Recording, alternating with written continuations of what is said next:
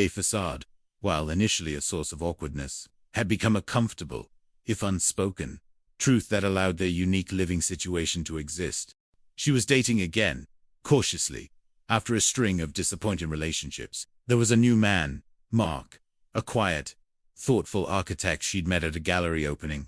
He was stable, kind, and everything she thought she wanted. Yet, sometimes, a casual glance from Jack, a shared laugh, or a moment of unexpected vulnerability would send a confusing jolt through her, making her question her own heart.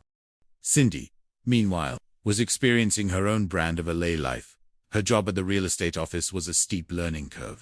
She was prone to mixing up appointments, accidentally double-booking showings, and once, she even managed to lock herself out of a client's mansion, requiring Mr. Furley to rescue her. But her cheerful resilience and genuine desire to help meant she was slowly, but surely, finding her footing. "Oh, no. Janet? Oh, Janet." Cindy burst into the apartment one evening, her eyes wide with excitement. "Gosh, this is so different from a small town. I'm going to be meeting guys who never even knew me when I had braces on my teeth. It's a whole new life. I feel like a chicken coming out of an egg." Janet smiled, pouring Cindy a glass of iced tea. "Oh, well, just look out for some of the roosters down here." "I will," Cindy giggled. "Look, while you finish unpacking, I'll go help Jack with some lunch." "Oh, no, please, let me," Janet said, knowing Jack's culinary perfectionism. "Sure, anytime," Cindy insisted. "As long as I'm going to be living here, I want to be helpful." Janet watched her go, a mix of affection and apprehension. Cindy meant well, but her help often led to unexpected consequences. A few minutes later, the distinct, heavy footsteps of Mr. Furley sounded outside. He knocked, then let himself in, a tennis racket clutched in his hand. "Oh, I thought you might need some help." He looked pointedly at Jack, who was struggling to open a stubborn jar of pickles. "Oh, I do, Jack grumbled, twisting the lid. No. The jar finally opened with a loud pop, sending pickle juice splattering. Mr. Furley looked around. "I guess you know why I'm here." "You want to play tennis?" Jack asked, wiping his hands. "I want the rent," Mr. Furley declared, then frowned. "I tripped over this darn thing on my way up here." He gestured to the tennis racket. Cindy, emerging from the kitchen, saw the racket. "Oh, you nice man. You found my racket for me." Mr. Furley stared at her. "Found it. I almost broke my foot on it." "Oh, I'm sorry," Cindy said, taking the racket. "Who's this?" "Oh, I'm sorry, Mr. Furley," Jack said, remembering his manners. "This is Cindy, Creasy's cousin. This is our landlord, Mr. Furley." Cindy, ever polite, extended a hand. "She's going to be living with us for a while. Nice to meet you." Mr. Furley's eyes narrowed. "Well, as long as she can pay her share of the rent." "Oh, I can, Cindy assured him. "Good, just as soon as I get my first paycheck in 2 weeks." "In 2 weeks?" Mr. Furley's face fell. "Oh, no, that's not good enough. I need it right now." Cindy looked at him, her head tilted. You're a Taurus, aren't you?" Mr. Furley blinked. "A what?" "You were born in May, right?" Cindy pressed. "How'd you know that?" Mr. Furley asked, genuinely surprised. "Oh, I can spot a Taurus anywhere," Cindy said, her voice taking on a mystical quality. Those piercing eyes, that firm jaw, that confident swagger of a born leader, that magnetism that women find so irresistible. Jack and Janet exchanged wide-eyed glances. "Oh, she's good," Janet whispered. "She hasn't missed a thing." Mr. Furley, visibly preening, puffed out his chest. "Wait a minute, young lady. I know what you're doing, and it's not going to work." "I knew it," Cindy said, shaking her head. "Can't put anything over on a Taurus." "You're darn right you can't," Mr. Furley declared, regaining his composure. "And if you don't come up with that money in 2 weeks, out you go." "Sir," he pointed at Jack.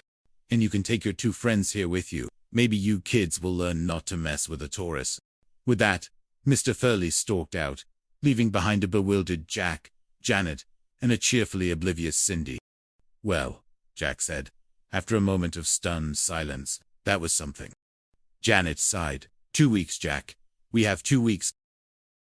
2 weeks passed in a flurry of shared meals, late-night conversations, and the quiet hum of their lives intertwining.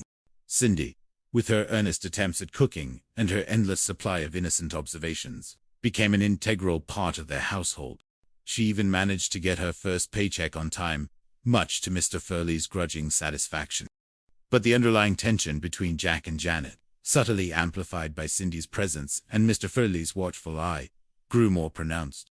Jack found himself increasingly aware of Janet's presence, the way her hair curled behind her ears when she was deep in thought, the sound of her laughter, the comforting rhythm of her movements in the apartment. He'd catch himself staring, then quickly look away, fearing she might see the truth in his eyes. Janet, meanwhile, continued to see Mark the architect. He was everything Jack wasn't: stable, predictable, and openly affectionate. He made her feel safe, cherished.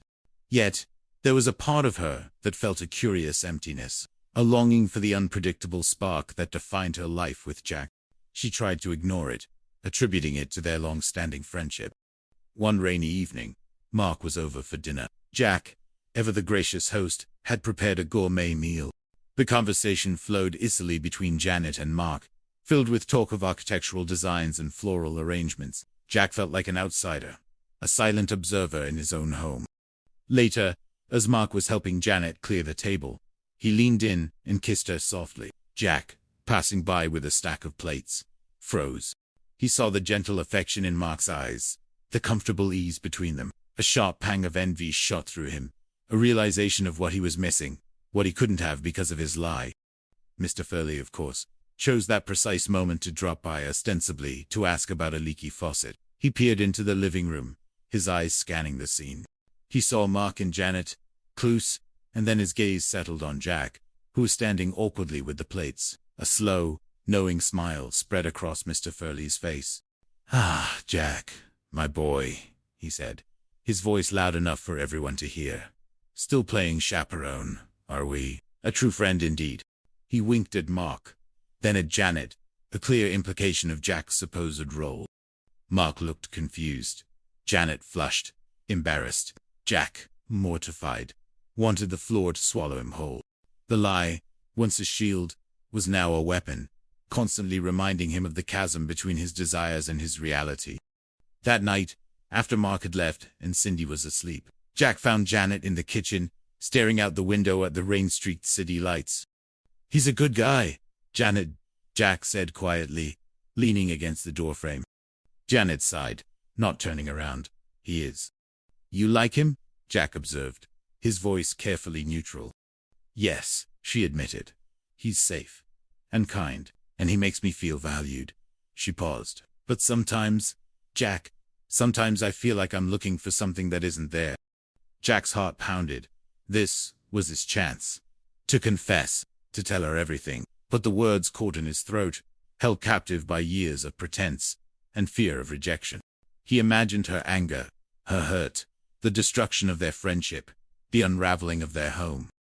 "Maybe," he said instead, his voice barely a whisper, "maybe you just haven't found the right kind of safe yet." Janet finally turned, her eyes searching his. She didn't press further, and the moment, heavy with unspoken truths, passed. Cindy, meanwhile, was slowly but surely finding her own footing in the City of Angels. She'd started taking evening classes at a local community college, dabbling in photography, a hidden passion she'd never had the chance to explore in her small hometown. One evening, at a student art show, she met a slightly awkward young man named Kevin. He had a gentle smile and a shared love for capturing the beauty in everyday things. Their romance blossomed with an innocent charm, a stark contrast to the complex, simmering emotions in apartment 201. Kevin brought a refreshing lightness to the apartment, often joining them for dinner, his quiet presence a calming influence. He saw Jack and Janet's friendship for what it was, a deep bond, and was completely oblivious to the gay chef rumor that still occasionally surfaced thanks to Mr. Furley. One Saturday morning, the apartment was abuzz with activity. Janet was preparing a new floral arrangement for a client. Jack was experimenting with a new recipe for a culinary school project, and Cindy was showing Kevin her latest photographs. Mr. Furley, ever watchful, chose this moment to pay an unscheduled visit, bringing with him his sister, Mrs. Clara Furley, a woman even more prim and proper than her brother. "Clara, my dear, this is the apartment I was telling you about," Mr. Furley announced, sweeping into the living room. "And these are the children. Jack, the artistic one." He winked at his sister,